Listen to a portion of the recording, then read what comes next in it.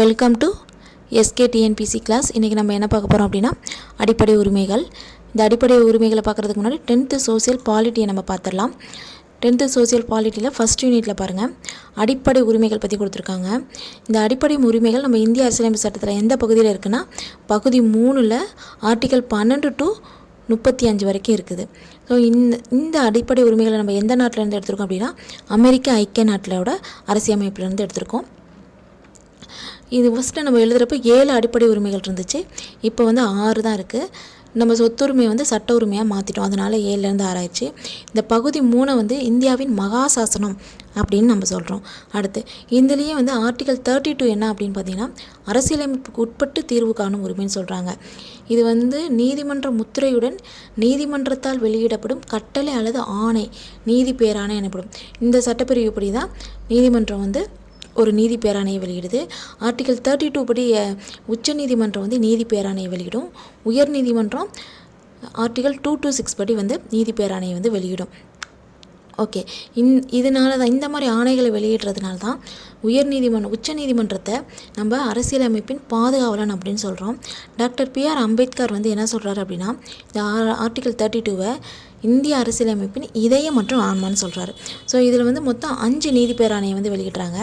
என்னன்னு பார்த்தோம் அப்படின்னா ஆட்கொணர்வு நீதி பேராணை, கட்டளையுறுத்தும் நீதி பேராணை, தடையுறுத்தும் நீதி பேராணை, ஆவணக்கோட்பு நீதி பேராணை.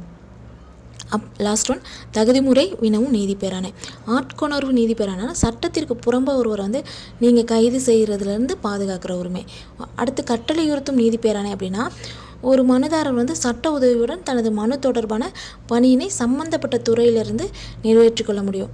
அப்போ ஏதோ நம்ம ஒரு மனு கொடுக்குறோம், அதை டிலே பண்ணுறாங்க அப்படின்னா நம்ம அதுக்கான ஒரு சட்ட உதவியை போய் நம்ம கேட்டு அது மூலிமா நம்ம மனு தொடர்பான சம்மந்தப்பட்ட பணியை நம்மளால் நிறைவேற்றி கொள்ள முடியும். தடையுறுத்தும் நீதி பேராணை அப்படின்னா ஒரு கீழ் நீதிமன்றம் தனது சட்ட எல்லையை தாண்டி செயல்படுவதை தடுக்கிறது. அதாவது ஒரு கீழ் நீதிமன்றம் அதுக்குரிய லிமிட்குள்ளே தான் ஒர்க் பண்ணணும், அதை தாண்டி ஒர்க் பண்ணக்கூடாது அப்படிங்கிறது சொல்கிறது தடையுறுத்தும் நீதி பேராணை. ஆவணக்கோட்பு பேராணை அப்படின்னா உயர்நீதிமன்றம் ஆவணங்களை நியாயமான பரிசீலனைக்கு தனக்கோ அல்லது உரிய அதிகாரிக்கோ அனுப்ப செய்ய கீழ் நீதிமன்றங்களுக்கு இடும் ஆணையாகும். அதாவது உயர்நீதிமன்றம் ஒரு டாக்குமெண்ட் வேணும், அதை எங்களுக்கோ இல்லை அது சம்மந்தப்பட்ட அதிகாரிக்கோ அனுப்ப சொல்லி சொல்கிறதுக்கு பேர் ஆவணக்கோட்பு நீதி பேராணை. தகுதிமுறை வினவும் நீதி பேராணை அப்படின்னா இப்பேராணை சட்டத்திற்கு புறம்பாக தகாத முறையில் அரசு அலுவலகத்தை கைப்பற்றுவது. ஏதாவது ஒரு அரசு அலுவலகத்தை சட்டத்திற்கு புறம்பாக அவங்க ஏதோ ரிஜிஸ்டர் பண்ணிட்டாங்க அப்படின்னா அதை தடை செய்கிறதுக்கு பேர் தகுதிமுறை வினவும் நீதி பேராணைன்னு சொல்கிறாங்க. ஸோ இந்த 5 ரொம்ப இம்பார்ட்டன்ட். ஏற்கனவே டிஎன்பிசி ப்ரீவியஸ் இயர் கொஸ்டினில் நிறைய முறை கேட்டிருக்காங்க, பார்த்துக்கோங்க. ஆர்டிகல் 32 படி 5 நீதி பேராணையை வெளியிடலாம். என்னென்னா ஆட்கொணர்வு நீதி பேராணை, கட்டளையுறுத்தும் நீதி பேராணை, தடையுறுத்தும் நீதி பேராணை, ஆவண கேட்பு நீதி பேராணை, தகுதிமுறை வினவும் நீதி பேராணை. ஓகேவா? அதே மாதிரி இந்த ஆர்டிகல் 32 டாக்டர் அம்பேத்கர் என்னன்னு சொல்கிறாரு அப்படின்னா இந்திய அரசியலமைப்பின் இதயம் மற்றும் ஆன்மான்னு சொல்கிறாரு. அடிப்படை உரிமைகளை நம்ம என்னன்னு சொல்கிறோம் அப்படின்னா இந்தியாவின் மகா சாசனம் அப்படின்னு சொல்கிறோம். ஓகேவா? அடுத்து பாருங்கள். அடுத்து மொத்தம் 6 அடிப்படை உரிமைகள் இருக்குதுன்னு சொன்னோமா? என்னென்ன உரிமைன்னு பாருங்கள். சமத்துவ உரிமை, சுதந்திர உரிமை, சுரண்டலுக்கு எதிரான உரிமை, சமய சார்பு உரிமை, கல்வி கலாச்சார உரிமை, அரசியலமைப்புக்குட்பட்டு தீர்வு காணும் உரிமை. இப்போ தான் பார்த்தோம் அந்த ஆர்டிகல் 32. ஃபஸ்ட்டு பாருங்கள், சமத்துவ உரிமை. ஆர்டிகல் 12லேருந்து 35 வரைக்குமே அடிப்படை உரிமைன்னு சொல்லிட்டோம். இங்கே சமத்துவ உரிமை எங்கேருந்து ஆரம்பிக்குதுன்னா ஆர்டிகல் 14லேருந்து ஆரம்பிக்குது. ஃபஸ்ட்டு என்ன சொல்லியிருக்காங்க அப்படின்னா ஆர்டிகல் 14 என்ன சொல்லியிருக்காங்கன்னா சட்டத்தின் முன் அனைவரும் சமம். கொஞ்சம் பார்த்துக்கோங்க, இது ஃபுல்லாக இந்த ஆர்டிகல் இது ரொம்ப ரொம்ப இம்பார்ட்டண்ட். எல்லாத்தையும் நீங்கள் கண்டிப்பாக மனப்பாடம் பண்ணிடணும். பிரிவு 14 என்ன சொல்லுது? சட்டத்தின் முன் அனைவரும் சமம். பிரிவு ஆர்டிகல் 15 என்ன சொல்லுது அப்படின்னா மதம், இனம், சாதி, பாலினம் மற்றும் பிறப்பிடம் இவற்றின் அடிப்படையில் பாகுபடுத்துவதை தடை செய்யுது. இது இந்த மதம், இனம், ஜாதி இதில் யாரையும் டிஃப்ரென்ஸ் பார்க்கக்கூடாது அப்படிங்கிறத சொல்கிறாங்க. அடுத்து பிரிவு 16 என்ன சொல்லுன்னா எல்லா பொது வேலை வாய்ப்புகளில் சம வாய்ப்பளித்தல். எல்லா வேலை வாய்ப்புகளிலும் எல்லாருக்கும் சம வாய்ப்பு, ஆண்கள் பெண்கள் எல்லாருக்கும். பிரிவு 17 தீண்டாமையை ஒழித்தல். பிரிவு 18 வந்து இராணுவம் மற்றும் கல்விசார் பட்டங்களை தவிர மற்ற பட்டங்களை நீக்குதல். ஏன்னா வந்து ஆங்கிலேயர்கள் வந்து நிறைய பட்டங்கள் கொடுத்துருப்பாங்க. ஸோ அந்த பட்டங்கள்லாம் தேவையில்ல, எல்லாத்தையும் நீக்கிடணும். அதே மாதிரி இராணுவம் மற்றும் கல்விசார் பட்டங்களை மட்டும் வச்சுக்கணும் அப்படின்னு சொல்கிறது. ஸோ பார்த்துக்கோங்க, சமத்துவ உரிமை ஆர்டிகல் 14லேருந்து 18 வரைக்கும். அடுத்து சுதந்திர உரிமை பார்த்திங்கன்னா ஆர்டிகல் 19லேருந்து 22 வரைக்கும். ஃபஸ்ட்டு ஆர்டிகல் 19 என்ன சொல்கிறது அப்படின்னா பேச்சுரிமை, கருத்து தெரிவிக்கும் உரிமை, அமைதியான முறையில் கூட்டம் கூடுவதற்கு உரிமை, சங்கங்கள் அமைப்புகள் தொடங்க உரிமை, இந்திய நாட்டிற்குள் விரும்பிய இடத்தில் வசிக்கும் மற்றும் தொழில் செய்யும் உரிமை. இதை நல்லா பார்த்துக்கோங்க. பிரிவு 19 மொத்தம் 6 to 7 வரைக்கும் சொல்லியிருப்பாங்க. பேச்சுரிமை, கருத்து தெரிவிக்கும் உரிமை, அமைதியான முறையில் கூட்டம் கூடுவதற்கு உரிமை, சங்கங்கள் அமைப்புகள் தொடங்க உரிமை, இந்திய நாட்டிற்குள் விரும்பிய இடத்தில் வசிக்கும் மற்றும் தொழில் செய்யும் உரிமை. ஓகேவா?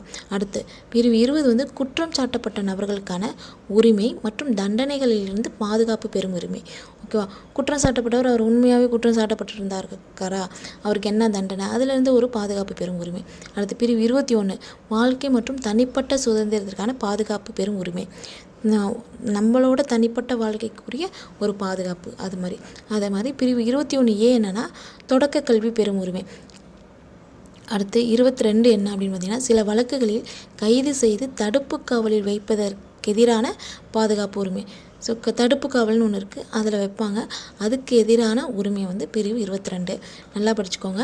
சுதந்திர உரிமை அப்படிங்கிறது எதுலேருந்து எது வரைக்கும் சொல்லியிருக்காங்க, பிரிவு 19லேருந்து பிரிவு 22 வரைக்கும் சொல்கிறாங்க.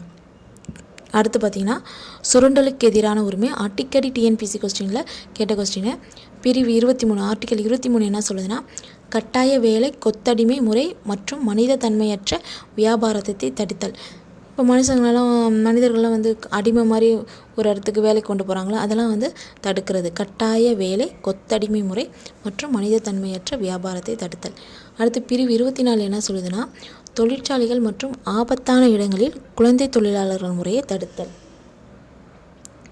இந்த கொஸ்டின் அடிக்கடி கேட்டிருக்காங்கங்க. பிரிவு ஆர்டிகல் 24 என்ன அப்படிங்கிறத அடிக்கடி கேட்டிருக்காங்க. அடுத்து சமய சார்பு உரிமை.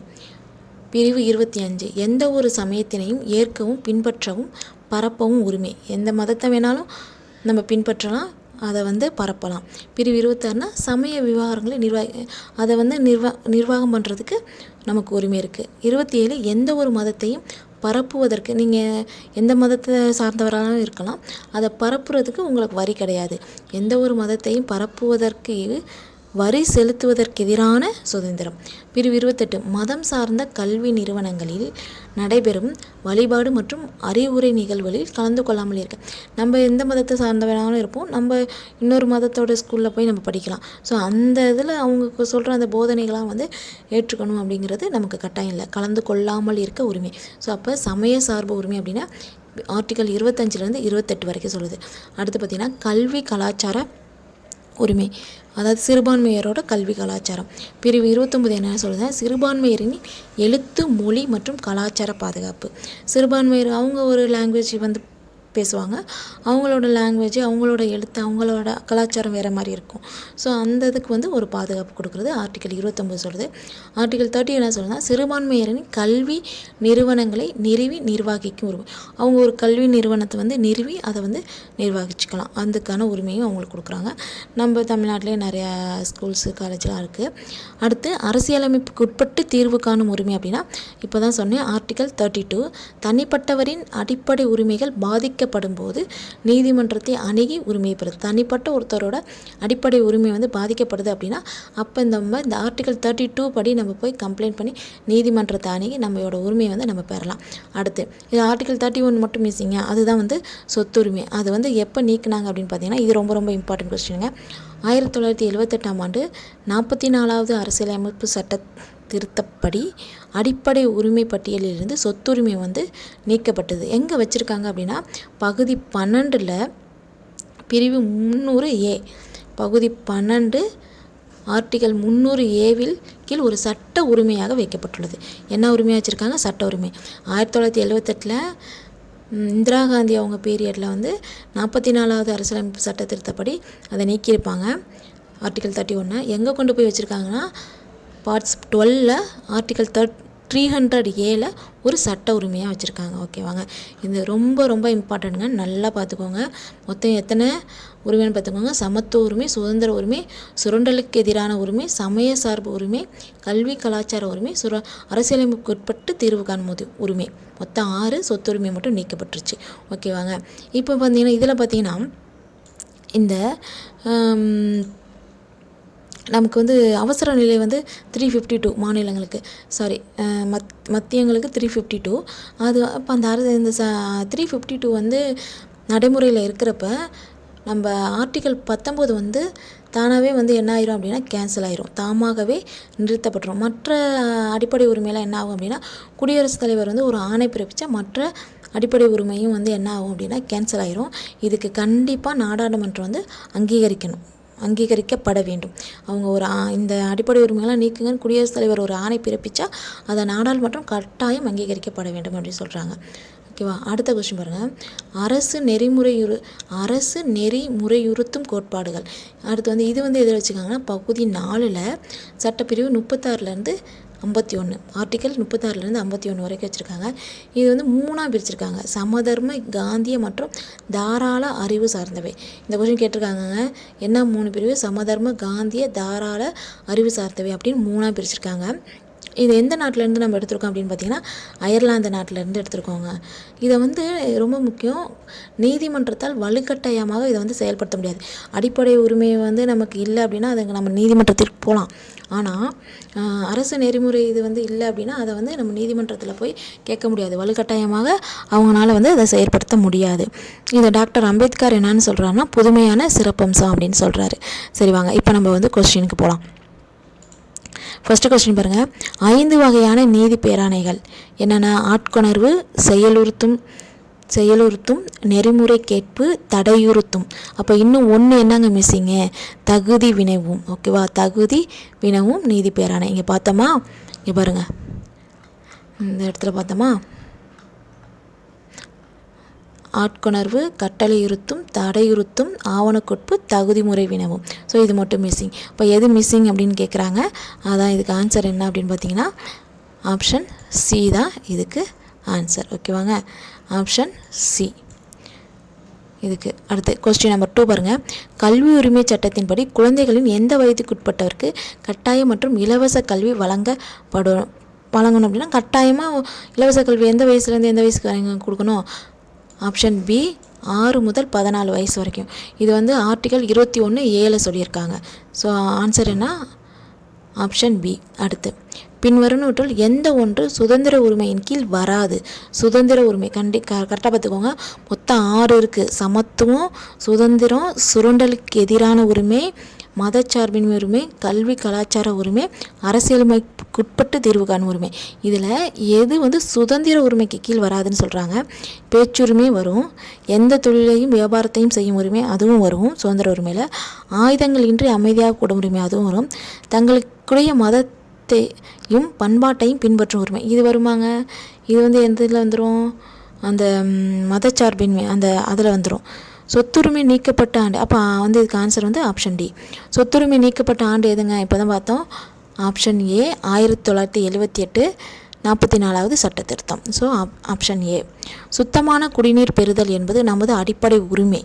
இது இந்திய அரசியலமைப்பின் எந்த பிரிவில் அடங்கியுள்ளதுன்னு கேட்டிருக்காங்க. இப்போ இந்த ஆர்டிக்கலை பார்த்தே நீங்கள் சொல்லிடலாம். ஆர்டிக்கல் 12 வராது, ஆர்டிக்கல் 21, ஆர்டிக்கல் 31 நமக்கு தெரியும் சொத்துரிமை, ஆர்டிக்கல் 41 வந்து டிபிஎஸ்பி அரசு நெறிமுறையுறுத்தும் கோட்பாட்டில் போட்டுரும். இந்த ஆர்டிக்கல் 12க்குள்ளே வராது. அப்போ சுத்தமான குடிநீர் பெறுதல் அப்படிங்கிறது எதில் வந்துடும் அப்படின்னா ஆர்டிக்கல் 21 தனி மனித சுதந்திரம் அதில் வந்துடும். ஓகேவா, சுத்தமான குடிநீர் பெறுதல் அப்படிங்கிறது. அப்போ இதில் வந்து ஆன்சர் என்னன்னா பி.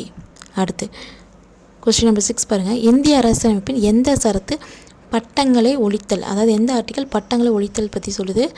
ஆர்டிக்கல் 18. Option A.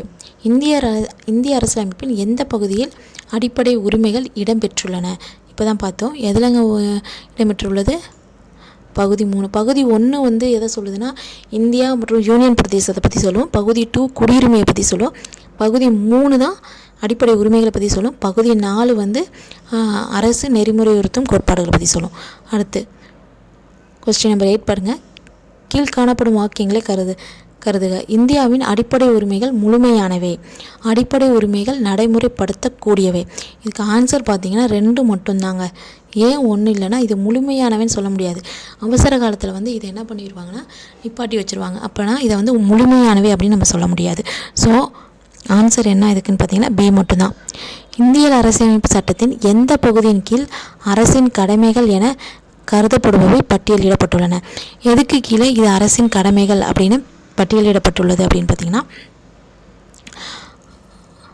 அடிப்படை உரிமைகள் அப்படிங்கிறதுல தாங்க பட்டியலிடப்பட்டுள்ளது. பின்வருவனவற்றில் எந்த அடிப்படை உரிமை சட்ட உரிமையாக மாற்றப்பட்டது அப்படின்னா எதுங்க சட்ட உரிமையாக மாற்றப்பட்டுள்ளது? சொத்துரிமை தான் சட்ட உரிமையாக மாற்றிருக்காங்க. எதை? சொத்துரிமையை தான் சட்ட உரிமையாக மாற்றி 307 கொண்டு போய் வச்சுருக்காங்க. இந்திய அரசியலமைப்பின் எந்த சரத்து தீண்டாமை ஒழிப்பு பற்றி குறிப்பிடுகிறது அப்படின்னா எந்த சரத்துங்க தீண்டாமை ஒழிப்பு பற்றி சொல்லுது? ஆர்டிக்கல் 17. அதுதான் எதை சொல்லுதுன்னா தீண்டாமை ஒழிப்பு. ஆர்டிக்கல் 18 என்னதுன்னா பட்டங்களை தொடுத்தல். 19 என்னன்னா பேச்சுரிமை. கொஸ்டின் நம்பர் 12 பாருங்கள். எந்த சட்டப்பிரிவு இந்திய உச்சநீதிமன்றம் மூலம் இந்திய குடிமக்களுக்கு அரசமைப்பு சட்ட பரிகாரம் பெறுவதற்கான வழிவகை செய்கிறது? ஓகேவா? எந்த சட்டப்பிரிவு இந்திய உச்சநீதிமன்றம் மூலம்? அப்போ எதுங்க? ஆர்டிக்கல் 32. இப்போ தானே பார்த்தோம் உச்சநீதிமன்றம் ஒரு நீதி பேராணையை வெளியிடுது ஆர்டிக்கல் 32 கீழே. இந்த ஆர்டிக்கல் 2 to 6 உயர்நீதிமன்றம் நீதி பேராணையை வெளியிடும். உச்சநீதிமன்றம் 32 மூலியமாக வெளியிடும். இது ரொம்ப இம்பார்ட்டன்ட் கொஸ்டின், நல்லா பார்த்துக்கோங்க. அடுத்து இதை பொறுத்த சொல்லியிருக்காங்க. சரத்து 14 அப்படிங்கிறது என்னங்க? சட்டத்தின் முன் அனைவரும் சமம். சட்டத்தின் முன் அனைவரும் சமம். சரத்து 15 என்னங்க? பாகுபாடு பார்க்கக்கூடாது. சரத்து 16 என்னங்க? அரசு வேலைவாய்ப்புகளில் சம உரிமை. சரத்து 18 பட்டங்களை ஒழித்தல். அப்போ பார்த்துக்கோங்க 1க்கு 3. ஓகே, இதுக்கு 4. சரத்து 16 பார்த்தீங்கன்னா அரசு வேலைவாய்ப்புகளில் சம உரிமை. அப்போ ஆப்ஷன் டி தாங்க இதுக்கு ஆன்சர். அடுத்து இந்திய அரசியலமைப்பின் பொது சிவில் சட்டம் நிறைவேற்றப்பட உள்ளது. ஆமாம், இந்த பொது சிவில் சட்டம் எந்த ஆர்டிக்கலில் சொல்லியிருக்காங்கன்னா ஆர்டிக்கல் 44 சொல்லியிருக்காங்க. ஆர்டிக்கல் 44 சொல்லியிருக்காங்க. வழிகாட்டு நெறிமுறை கோட்பாடானது நீதித்துறைக்கு அப்பாற்பட்டது. அதாவது இங்கே மேலே என்ன சொல்லியிருக்காங்க? இந்திய அரசமைப்பில் பொது சிவில் சட்டம் நிறைவேற்றப்பட உள்ளதுன்னு சொல்லியிருக்காங்க. வழிகாட்டு நெறிமுறை கோட்பாடானது நீதித்துறைக்கு அப்பாற்பட்டதுன்னு சொல்லியிருக்காங்க. இந்த கூற்று இந்த காரணத்தை விளக்கலை. இது டிபிஎஸ்பியில் தான் இருக்குது, வழிகாட்டு நெறிமுறையில் தான் இருக்குது. ஆனால் நம்ம சொன்ன கூற்று தான் இங்கே காரணத்தில் விளக்கியிருக்கணும். ஸோ விளக்கலை. அப்போ என்னென்னா ஆனால் ரெண்டுமே உண்மை தான். ஸோ கூற்றும் காரணமும் சரி, ஆனால் கூற்று காரணத்தை விளக்கலை அப்படிங்கிறதான் இதுக்கு ஆன்சர். ஸோ ஆப்ஷன் பி தான் ஆன்சர். அடுத்து இந்திய அரசியலமைப்பின் அடிப்படை உரிமைகள் டேஸில் சேர்க்கப்பட்டுள்ளன. அடிப்படை உரிமைகள் நமக்கு தான் தெரியும், பார்ட் 3ல். எந்த அரசியலமைப்பு சட்டப்பிரிவு பன்னாட்டு அமைதி மற்றும் பாதுகாப்பை ஊக்குவிக்கிறது அப்படின்னா ரொம்ப இம்பார்ட்டன்ட்டுங்க. அரசியலமைப்பு சட்டப்பிரிவு 51. ஓகேவா? பன்னாட்டு அமைதி மற்றும் பாதுகாப்பை ஊக்குவிக்கிறது அரசியலமைப்பு சட்டப்பிரிவு 51. ஆப்ஷன் டி இங்கே கொடுத்துருக்க பாருங்க. இந்திய அரசியலமைப்பு சட்டம் 1950 சட்டப்பிரிவு 51 அரசு நெறிமுறைப்படுத்தும் இந்தியாவின் வெளியுறவு கொள்கைகளை பற்றி சொல்லுது. சர்வதேச அமைதி மற்றும் பாதுகாப்பை மேம்படுத்துதல், நாடுகளுக்கிடையே நியாயமான மற்றும் கௌரவமான உறவுகளை பேணுதல், சர்வதேச சட்டம் மற்றும் சர்வதேச அமைப்புகளை மதித்தல், சர்வதேச பிரச்சனைகளை நடுவர் மன்றம் மூலம் தீர்க்க ஊக்குவித்தல். ஸோ இது 10th பாலிட்டியில் தாங்க இருக்குது. அடுத்து மதம், இனம், சாதி, பாலினம் அல்லது பிறந்த இடம் போன்றவைகளின் மீது ஒரு சார்பாக இருப்பதை தடை செய்யக்கூடிய சட்டப்பிரிவு எதுங்க? நம்ம என்ன பார்த்தோம்? ஆர்டிக்கல் 15 சாதி மத இன வேறுபாடு பார்க்கக்கூடாது, எல்லாமே சமமாக இருக்கணும் அப்படின்னு பார்த்தது ஆர்டிக்கல் 15 பார்த்தோம். அடுத்து கொஸ்டின் நம்பர் 18 வேறுபட்ட தனித்துவமிக்க மொழி மற்றும் கலாச்சாரத்தையுடைய மக்களினை பாதுகாப்பதில் தொடர்புடைய இந்திய அரசியலமைப்பு மொழி மற்றும் கலாச்சாரத்தை பாதுகாக்கிறது எந்த பிரிவுக்குலாங்க வருது? அவங்களோட மொழி, எழுத்து, கலாச்சாரத்தை பாதுகாக்கிறது எதுலங்க வருது? ஆர்டிக்கல் 29 வருது, ஆர்டிக்கல் 29. ஸோ ஆப்ஷன் பி தாங்க கரெக்டு. அடுத்த கொஸ்டின் வாங்க. ஒவ்வொரு நபரும் தனது நம்பிக்கையை சுதந்திரமாக கடைப்பிடிக்க உரிமை உண்டு. மத மற்றும் தொண்டு நிறுவனங்களை நிறுவவும் பராமரிக்கவும் உரிமை உண்டு அப்படின்னு சொல்கிறது என்னங்க, எது மத சுதந்திரத்திற்கான உரிமை. ஓகேவா, அவங்க வந்து நிர்வாகம் பண்ணிக்கலாம். ஆர்டிக்கல் அதில் வந்து 24, 25, 26 சொல்லுது மத சுதந்திரத்திற்கான உரிமையில். இது அவங்க வந்து அவங்க மத சம்மந்தப்பட்டதெல்லாம் எதை வேணால் நிறுவனம் பண்ணிக்கலாம் அப்படிங்கிறத மத சுதந்திரக்கான உரிமையில் சொல்லுது. ஸோ ஆப்ஷன் வந்து டி. அடுத்து, தொடக்க கல்வி கற்றலை அடிப்படை உரிமையாக சேர்க்கப்பட்டுள்ள சட்டப்பிரிவு எதுங்க, இதுதான் ஆர்டிக்கல் 21 தான் அதை வந்து வச்சுருக்காங்க. அடுத்து இங்கே இருக்குது பாருங்களேன், இங்கே பாருங்கள், 2002ஆம் ஆண்டு மேற்கொள்ளப்பட்ட 86வது அரசியலமைப்பு சட்ட திருத்தத்தின்படி பிரிவு 45 திருத்தப்பட்டு பிரிவு 21(a) வந்து தொடக்க கல்வி வந்து அடிப்படை உரிமையாக வந்து சேர்க்கப்பட்டுள்ளதுன்னு சொல்லியிருக்காங்க. ஸோ வந்து எப்போ 2002 86வது அரசியலமைப்பு சட்ட திருத்தப்படி, ஓகேவாங்க, பிரிவு 21(a) வந்து வச்சுருக்காங்க. ஸோ அதுக்கு தான் ஆன்சர் வந்து ஆப்ஷன் டி. அடுத்து, கீழே கொடுக்கப்பட்ட அடிப்படை உரிமைகளில் எது தவறானது, சமத்துவ உரிமை கரெக்டு, அரசியலமைப்பின் மூலம் தீர்வு காணும் உரிமை ரைட்டு, சுரண்டலுக்குண்டான உரிமை சுதந்திர உரிமை, சுதந்திர உரிமை கரெக்டுங்க. இங்கே நல்லா கவனிங்க, சுரண்டலுக்குண்டான உரிமை தப்பு, சுரண்டலுக்கு எதிரான உரிமை. ஸோ அப்போ ஆப்ஷன் சி தான் வந்து தப்பு. நம்ம படிக்கும்போது நல்லா கவனமாக படிக்கணும். 14 வயதுக்கு கீழ் உள்ள குழந்தைகள் யாரும் தொழிற்கூடம் அல்லது அபாயகரமான இடங்களில் வேலை பார்க்கக்கூடாது. இது வந்து சுரண்டலுக்கு எதிரான சட்டப்பிரிவு. இது எதில் சொல்லியிருக்காங்க அப்படின்னா ஆர்டிக்கல் 24 குழந்தைகளுக்கு எதிரானது. ரொம்ப இம்பார்ட்டன்ட், பார்த்துக்கோங்க. இந்திய அரசியலமைப்பில் எந்த உறுப்பு மனித கடத்தல் மற்றும் கட்டாய உழைப்பை தடை செய்கிறதுனா இதுக்கு முன்னாடி இருக்கிறது ஆர்டிக்கல் 23. ஓகேவா, இது எல்லாமே சுரண்டலுக்கு எதிரான உரிமை. இந்த 2 ஆர்டிக்கல் தான் வரும். அடுத்து, தவறாக பொருந்தியுள்ளது எதுன்னு சொல்லியிருக்காங்க. 14 வந்து சட்டத்தின் முன் அனைவரும் சம ரைட்டு. 17 என்னங்க வரும், 21(a) வந்து தொடக்க கல்வி பெறும் உரிமை ரைட்டு. 26 வந்து சமய விவகாரங்களை நிர்வகிக்கும் உரிமை. 17 என்னங்க, தீண்டாமை. 16 தான் வந்து பொது வேலை வாய்ப்புகளில் சம வாய்ப்பு. 17 வந்து தீண்டாமையை பற்றி சொல்லும். ஸோ ஆப்ஷன் பி தான் தவறாக பொறிஞ்சிருக்கு. அடுத்து வந்து கொஸ்டின் நம்பர் 25 பாருங்கள்.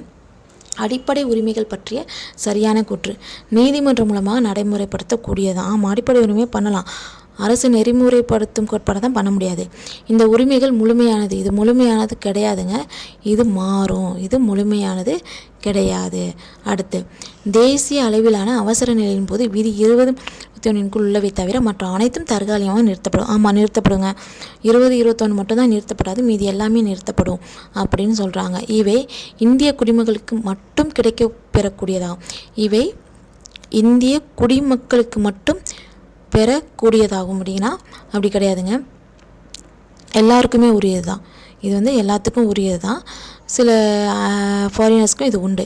இந்த உரிமை வந்து முழுமையானதுன்னா இல்லை. அப்போ எது வந்து கரெக்டு அப்படின்னு பார்த்தீங்கன்னா 1, 3 தாங்க கரெக்டு. ஆப்ஷன் பி தான்.